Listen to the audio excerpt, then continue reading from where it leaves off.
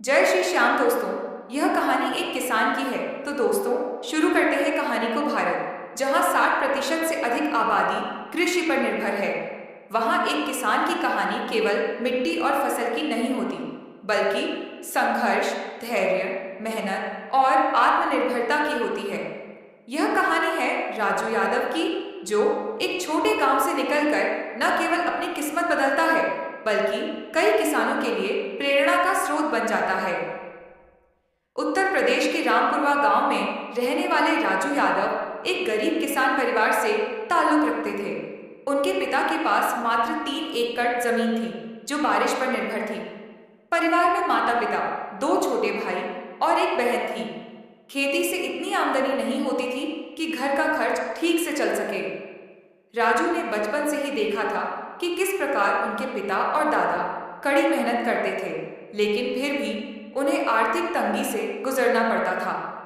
जब सूखा पड़ता तो परिवार को 2 वक्त की रोटी के लिए भी संघर्ष करना पड़ता था।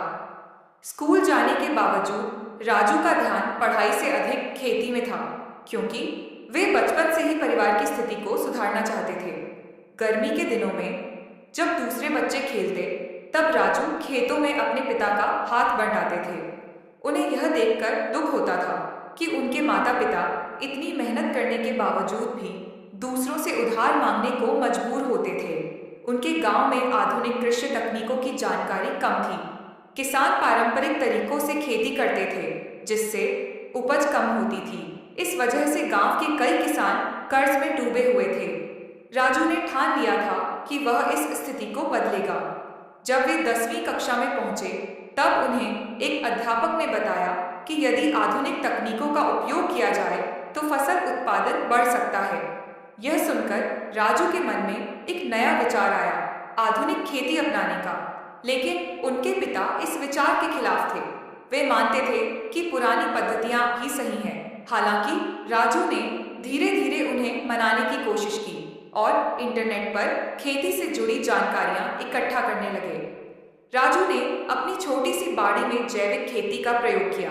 उन्होंने केमिकल खाद की जगह गोबर और वर्मी कंपोस्ट का उपयोग किया। जब पहली बार उनकी सब्जियां जल्दी और अच्छी गुणवत्ता वाली उगी, तो गांव के अन्य किसान भी हैरान रह गए। राजू के इस छोटे से प्रयोग ने उन्हें विश्वास दिलाया कि बदलाव संभव है। हालांकि बदलाव की राह आसान नहीं थी। जब राजू ने पूरे खेत में जैविक खेती शुरू की, तो पहली बार में फसल उतनी अच्छी नहीं हुई जितनी उम्मीद थी। गांव के लोग हंसने लगे, पिता ने भी डांटा, लेकिन राजू ने हार नहीं मानी। उन्होंने कारणों की खोज की और पाया कि मिट्टी की उर्वरता को सुधारने के लिए समय चाहिए। उन्होंने हरी खाद, ग्रो कवर, मल्चिंग और फसल चक्र जैसी तकनीकों को अपनाया। अगले सीजन में उनकी फसल बेहतर हुई और मुनाफा बढ़ने लगा। अब गांव के कुछ अन्य किसान भी उनसे सलाह लेने लगे। राजू ने अपनी खेती को और अधिक आधुनिक बनाने के लिए ड्रिप सिंचाई, मल्चिंग और स्मार्ट एग्रीकल्चर जैसी तकनीकों को अपनाया। उन्होंने अपने खेत में सौर ऊर्जा से चलने वाले पानी के पंप लगाए, जिससे बिजली का खर्च कम हुआ। उन्होंने अपने उत्पादों को ऑनलाइन बेचना भी शुरू किया।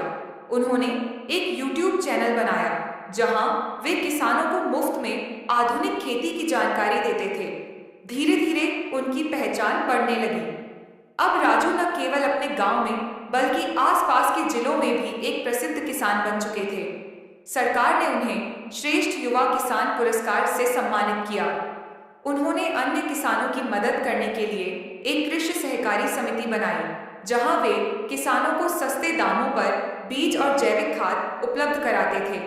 अब राजू के खेतों की उपज कई गुना बढ़ गई थी।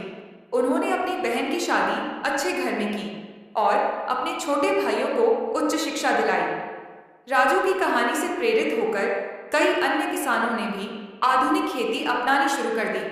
वे सेमिनार आयोजित करने लगे और सरकार की योजनाओं का लाभ उठाकर किसानों को आर्थिक रूप से सक्षम बनाने लगे। उनकी सफलता का राज्य केवल मेहनत नहीं, बल्कि नए विचारों को अपनाना, धैर्य रखना और लगातार सीखते रहना था। कहानी का निष्कर्ष।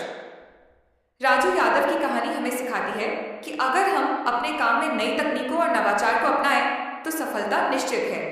संघर्ष और असफलताएं तो सीखकर आगे बढ़ने वाले ही असली विजेता होते हैं। आज राजू यादव सिर्फ एक किसान नहीं, बल्कि हजारों किसानों के लिए एक प्रेरणा है। उनकी कहानी हमें यह समझाती है कि यदि मेहनत और सही सोच के साथ आगे बढ़ा जाए तो कोई भी सपना हकीकत में बदला जा सकता है। जो मिट्टी से दोस्ती करता है उसे सोना उगाने से कोई नहीं रोक सकता।